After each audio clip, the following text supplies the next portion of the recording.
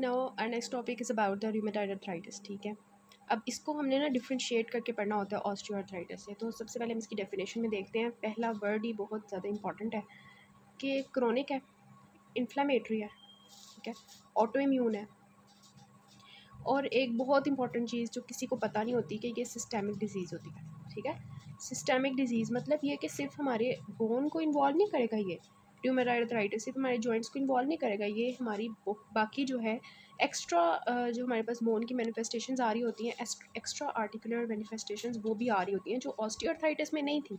ये इसकी बहुत इंपॉर्टेंट जो है डिफरेंशिएटिंग चीज़ होती है कि स्किन के अंदर, हार्ट के अंदर, ब्लड वेसल्स के अंदर, लंग्स के अंदर ये जो है ना, ये इन्फ्लेमेशन वगैरह साथ हो रही होती है।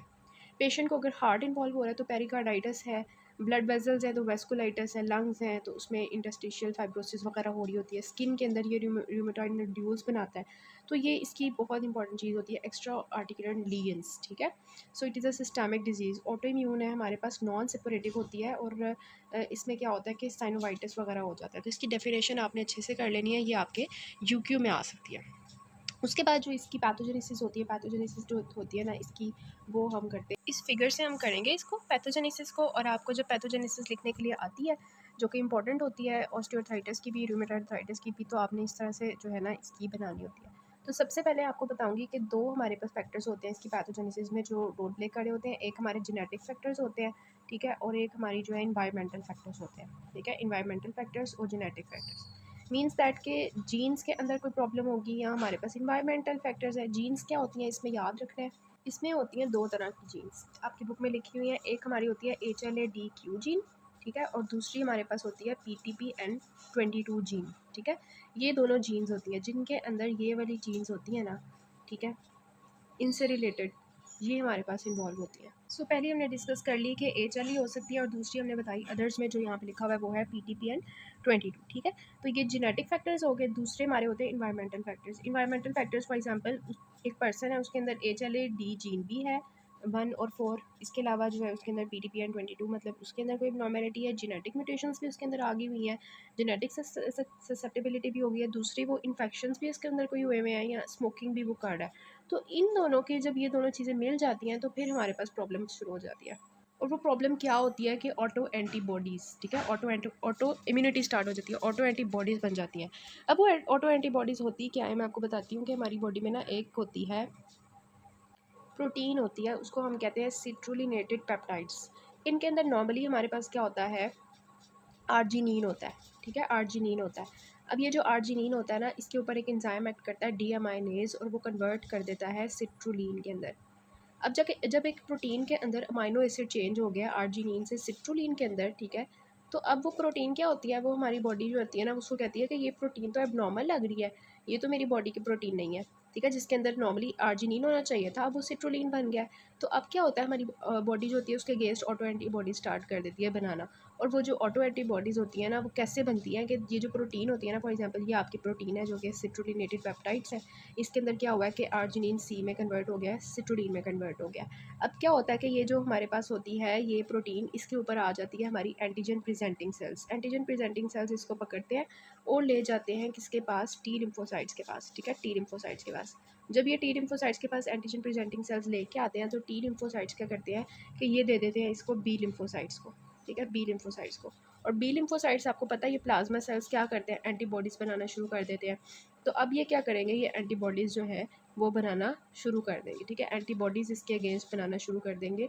और जब एंटीबॉडीज़ बनना शुरू हो जाएंगी और ये सारा मैकेनिज्म हो रहा होगा एक जॉइंट के अंदर कि वहाँ पे हमारे पास जो है वो एंटीबॉडीज़ हैं, टी सेल्स हैं, बी सेल्स हैं, वो सब कुछ जो हो रहा होगा उसकी वजह से ये जो है ना डिज़ीज़ प्रोग्रेस करेगी। और इसमें जो है हमारे पास जो एंटीबॉडीज़ हमारी बनती हैं वो कौन सी होती हैं, ये वाली ACPA, ये बहुत इसकी डायग्नोस्टिक चीज़ होती है। और आपने ये याद रखनी है कि ACPA मतलब एंटी सिट्रुलिनेटेड प्रोटीन एंटीबॉडीज़, ये बन जाती हैं। ठीक है, तो ये एक्चुअली हमारे पास डिज़ीज़ की पैथोजेन कि ये देखें जेनेटिक फैक्टर्स हैं, इन्वायरमेंटल फैक्टर्स हैं, उन दोनों ने मिल के क्या किया कि हमारे पास मिल के जो है ना ऑटो इम्यूनिटी स्टार्ट कर दी। होगा क्या कि उसी तरह जब हमारी जो है एंटीबॉडीज़ बनेंगी, किस तरह के CD4 हेल्पर सेल्स होते हैं ये स्टार्ट करते हैं। ये बहुत इंपॉर्टेंट चीज़ होती है कि जो ऑटो इम्यूनिटी स्टार्ट होती है वो इनिशिएट किससे होती है, CD4 plus T helper cell से स्टार्ट होती है।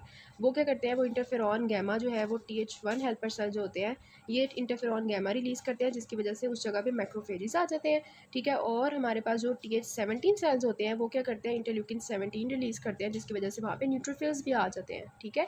सो TH1 हेल्पर सेल्स ने इंटरफेरॉन गैमा से मैक्रोफेजेस को बुलाया, और 17 जो हेल्पर टी सेल्स हैं उन्होंने इंटरल्यूकिन 17 से न्यूट्रोफिल्स को वहाँ पे इन्वाइट किया। इसके अलावा जो तीसरी चीज़ हो रही होती है, न्यूट्रोफिल्स भी आ गए, मैक्रोफेजेस भी आ गए।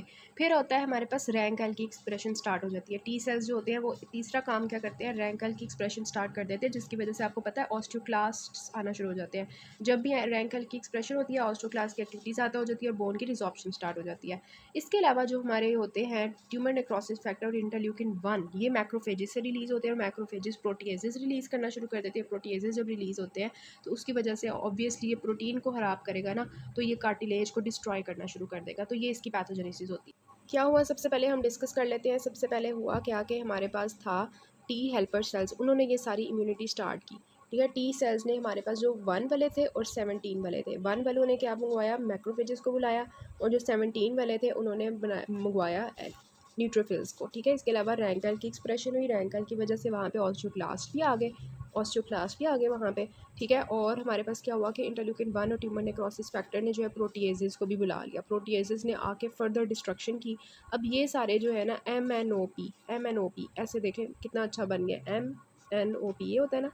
तो ये तीनों चारों मिलके मैक्रोफेजेस, न्यूट्रोफिल्स, ऑस्टियोक्लास्ट और प्रोटीएजेस, इन सब ने मिलके जो है ना ये डिस्ट्रक्शन करनी होती है यहाँ पर।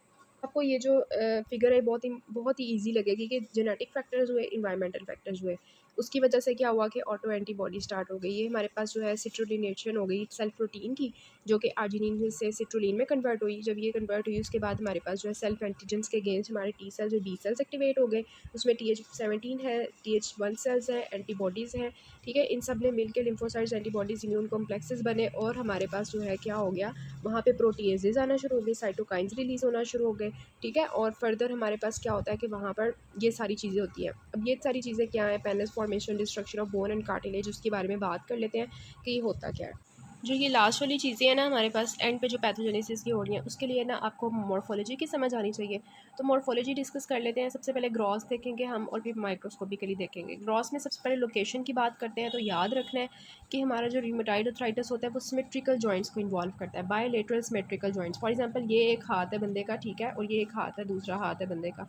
अब फॉर एग्जांपल एक बंदे को जो है ना इस वाले जो प्रॉक्सिमल इंटरफेरेंशियल जॉइंट्स इन्वॉल्व हो रहे हैं, तो दूसरे हाथ के भी प्रॉक्सिमल इंटरफेरेंशियल जॉइंट्स इन्वॉल्व होंगे। इसको कहते हैं कि सिमेट्रिकल जॉइंट्स इन्वॉल्वमेंट होती है, और ये बहुत इंपॉर्टेंट है रूमेटॉइड आर्थराइटिस की। रूमेटॉइड आर्थराइटिस के पेशेंट्स को आप देखोगे कि दोनों हाथों में मतलब सिमेट्रिकल जॉइंट्स इन्वॉल्व होंगे। इसमें कौन कौन से जॉइंट्स इन्वॉल्व होते हैं, प्रॉक्सिमल इंटरफेरेंशियल जॉइंट्स होते हैं, मेटाकार्पोफेरेंशियल जॉइंट्स होते हैं, और एल्बोज, नीज जॉइंट्स, ये सारे जॉइंट्स जो है वो इन्वॉल्व होते हैं। मेटाकार्पोफेरेंशियल जॉइंट कौन सा होता है, ये जो हमारे पास होता है, मैं बताती हूँ आपको। ये देखें, ये आपको रूमेटॉइड आर्थराइटिस का जो है ना पेशेंट का हाथ नज़र आ रहा है, और इसमें आपको ना सबसे पहले तो ये मैं आपको बताती हूँ, ये मेटाकार्पोफेरेंशियल जॉइंट्स हैं, ठीक है। मेटाकार्पोफेरेंशियल जॉइंट्स हैं, ये आपके प्रॉक्सिमल फेरेंजियल जॉइंट्स हैं, और ये आपके डिस्टल इंटरफेरेंजियल जॉइंट्स हैं, ठीक है। ये मेटाकार्पोफेरेंजियल जॉइंट हो गए, ये प्रॉक्सिमल इंटरफेरेंजियल जॉइंट्स, फिर ये डिस्टल इंटरफेरेंजियल जॉइंट्स। अब देखें यहाँ पर कि हमारे पास जो है इन्होंने 3 चीज़ें बताई हुई हैं, इनको हम डिस्कस कर लेते हैं। बोटोनर डिफॉर्मिटी ऑफ द थंब, ठीक है, और इसके अलावा स्वॉन नेक डिफॉर्मिटी, इनको सबसे पहले डिस्कस कर लेते हैं, ठीक है। अब वो इन दोनों की ना चीज़ें ऑपोजिट होती हैं। जो बोटोनियर हमारे पास डिफॉर्मिटी होती है ना, उसमें होता क्या है कि हमारे पास जो प्रॉक्सिमल इंटरफेरेंशियल जॉइंट होती है वहाँ पे एक्सटेंशन होती है, ठीक है, और जो डिस्टल इंटरफेरेंशियल जॉइंट होती है वहाँ पे फ्लेक्शन होती है, ठीक है। इससे आपको क्लियर होगा, वो मैंने उल्टा बोल दिया था। देखें यहाँ पे, देखें आपको ना, यहाँ पे ये आपकी मेटाटार्सोफ्लेंजियल जॉइंट है, ये आपकी प्रॉक्सिमल इंटरफ्लेंजियल जॉइंट है, ये आपकी डिस्टल इंटरफ्लेंजियल जॉइंट है, ठीक है। अब हो क्या रहा है बोटोनियर डिफॉर्मिटी में कि हमारे पास जो होती है प्रॉक्सिमल इंटरफ्लेंजियल जॉइंट, यहाँ पे फ्लेक्शन होती है, ठीक है, और जो डिस्टल है ना वहाँ पे एक्सटेंशन होती है। आपकी फिंगर ऐसे होती है, ठीक है, ऐसे होती है कि ये वाली यहाँ पे आगे वाली बिल्कुल एक्सटेंड हुई हुई है, और पीछे वाला जो प्रॉक्सिमल फेलेंक्स है उसके अंदर जो है फ्लेक्शन आई हुई है। तो ये इसको हम कहते हैं बोटोनियर डिफॉर्मिटी, ठीक है। और दूसरी आपके पास जो स्वॉन नेक डिफॉर्मिटी होती है, ये उसके ऑपोजिट होती है। यहाँ पे क्या होता है कि जो हमारे पास ये हो गया ना मेटाकार्पोफ्लेंजियल, ये हो गया प्रॉक्सिमल इंटरफ्लेंजियल, ये डिस्टल। अब यहाँ पे देखें कि क्या हो रहा है कि जो हमारे पास प्रॉक्सिमल इंटरफ्लेंजियल है वो बिल्कुल एक्सटेंडेड है, ठीक है, वो एक्सटेंडेड है, और आगे जाके जो डिस्टल है ना उसके अंदर फ्लेक्शन हुई हुई है, ठीक है। सो ये आपके पास डिफ्रेंशिएटिंग चीज़ होती है कि यहाँ पे हमारे पास जो पहला वाला था उसमें ऐसे था और जो दूसरा वाला है ना उसमें ऐसे है, इस तरह से, ठीक है। ये आपके पास डिफरेंस है। स्वॉन नेक में आगे की तरफ हमारे पास फ्लेक्शन होती है, इस तरह से आपने याद रखना है। ये जो चीज़ आती है ना उसके बाद वो होती है अल्नर डेविएशन। पेशेंट के हाथ जो है ना अल्ना की साइड पे ऐसे डेविएट हो जाते हैं, ठीक है। ये इसकी 3 चीज़ें हैं। सो अब आपको ग्रॉस पढ़ने में बहुत ज़्यादा ईज़ी हो जाएगा कि ये देखें सारे वो जॉइंट्स हैं जो मैंने आपको बता दिए। अच्छा, अब आपको जो है ना जो आपको ग्रॉस में नज़र आते हैं ना हाथ, वो बहुत ज़्यादा थिकेंड हुए होते हैं, एडिमा एडिमा नज़र आता है, थिकनिंग हाइपरप्लेजिया ऑफ द साइनोसाइड्स नज़र आते हैं। मतलब जो जॉइंट्स होते हैं उनके अंदर जो साइनोवियल होते हैं, सेल्स होते हैं साइनोवियल मेम्ब्रेन के, साइनोवियल जो हमारे कैविटी होती है उसमें बहुत ज़्यादा साइनोविसाइड्स के हाइपरप्लेजिया होता है। माइक्रोस्कोपी में अगर आप देखें तो आपको 4 चीज़ें नज़र आएंगी। 4 चीज़ें क्या हैं आपके पास? सबसे पहले है साइनोवियल हाइपरप्लेजिया, वही मैंने आपको बता दी कि जो सैनोवियल फ्लूइड के अंदर सेल्स होते हैं उनका हाइपरप्लेजिया हुआ होगा, वो ज़्यादा हुए होंगे। दूसरी चीज़ आपको वहाँ पे इन्फ्लेमेशन बहुत ज़्यादा नज़र आएगी, आपको वहाँ पे वही जो हमने पैथोजेनिस में लिम्फोसाइट्स, प्लाज्मा सेल्स, मैक्रोफेजेस ये सारे नज़र आते हैं।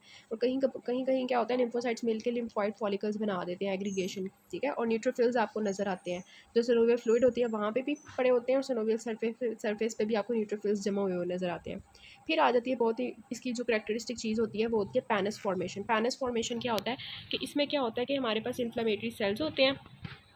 इन शॉर्ट अगर मैं बताऊँ ना तो ये ग्रैनुलेशन टिश्यू होता है। ग्रैनुलेशन टिश्यू में क्या क्या होता है, वहाँ पे आपको इन्फ्लेमेटरी सेल्स मिलते हैं, फाइब्रोब्लास्ट मिलते हैं, साइनोवियल सेल्स मिलते हैं, वहाँ पे मतलब ब्लड वेजल्स वगैरह और लिम्फोसाइट्स वगैरह सारा कुछ इकट्ठा हुआ होता है, इन्फ्लेमेटरी सेल्स, ठीक है। तो उसको आप पैनस फॉर्मेशन कहते हैं। ये सारा हमारे जॉइंट्स के अंदर बना होता है। और फिर आती है आपकी फाइब्रस एनकाइलोसिस। इसमें क्या होता है कि जो आपके जॉइंट्स मतलब होते हैं ना, मतलब ये आपका एक बोन है, ये आपकी दूसरी बोन है। अब इसमें क्या होता है कि इनके दरमियान में इतनी ज़्यादा फाइब्रोसिस हो जाती है कि ये जो है ना जॉइंट्स एक दूसरे के साथ बोन्स होती है फ्यूज़ कर जाती हैं, तो इसको हम कहते हैं फाइब्रस एनकाइलोसिस।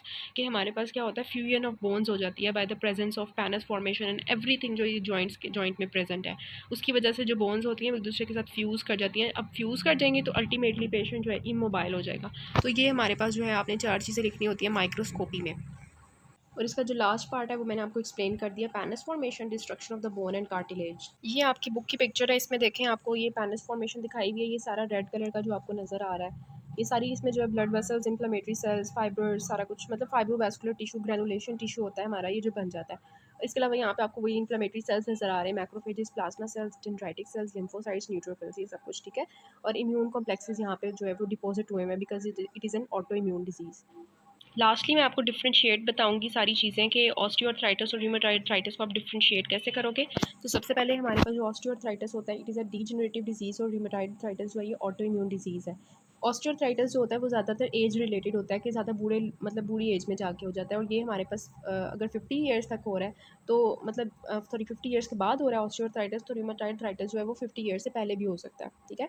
जो हमारे पास ऑस्टियोआर्थराइटिस होता है ना ये यूजुअली एक जॉइंट को इन्वॉल्व करता है, और हमारे पास जो वेट बेयरिंग जॉइंट्स होते हैं, नी जॉइंट्स वगैरह, उनको इन्वॉल्व करता है। रूमेटॉइड आर्थराइटिस जो होता है कि मल्टीपल जॉइंट्स को भी इन्वॉल्व करता है at a time. Extra articular manifestations मैंने आपको बता दी, वो रूमेटॉइड आर्थराइटिस की आती है। सिस्टमिक साइंस अगर बात करें तो वो रूमेटॉइड आर्थराइटिस के आते हैं। पेशेंट को fatigue, fever, मलेज, neuro musculoskeletal pain, generalise, ये सब कुछ रूमेटॉइड आर्थराइटिस में आ रहा होता है, ठीक है।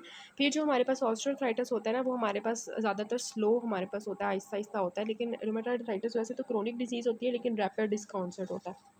उसके बाद हम बात करते हैं कि जॉइंट पैटर्न क्या होता है। मैंने आपको बता दिया कि जो हमारे पास रूमेटॉइड आर्थराइटिस के होते हैं जॉइंट्स इन्वॉल्वमेंट वो सिमेट्रिक बायलेटरल होती है।